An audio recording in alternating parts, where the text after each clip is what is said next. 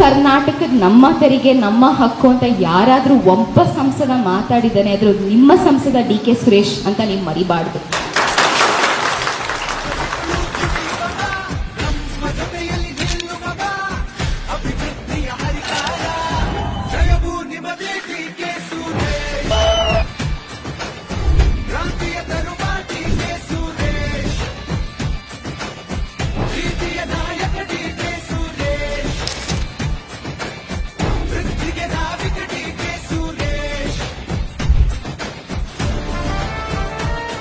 ದೇಶದಲ್ಲಿ ಒಂದೇ ಒಬ್ಬ ಸಂಸದ ಈಚೆ ಬಂದ್ಬಿಟ್ಟು PPA ಕಿಟ್ ಹಾಕೊಂಡು ಒಳಗಡೆ ಹೋದ ಅಂತಂದ್ರೆ ಅದು ನಿಮ್ಮ ಸಂಸದ DK ಸುರೇಶ್ ಅಂತ ನೀವು ಮರಿಬಾರ್ದು.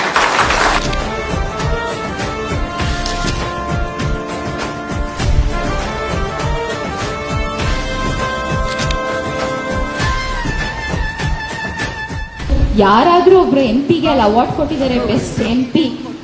ನರೇಗಾ ಪ್ರಾಜೆಕ್ಟ್ಗೆ ಎಷ್ಟು ಅನುದಾನ ತಂದಿದ್ದಾರೆ ಅಂದ್ರೆ ಅದು DK ಸುರೇಶ್ ಕರ್ನಾಟಕದಿಂದ ಬೆಸ್ಟ್ MP ಆಗಿ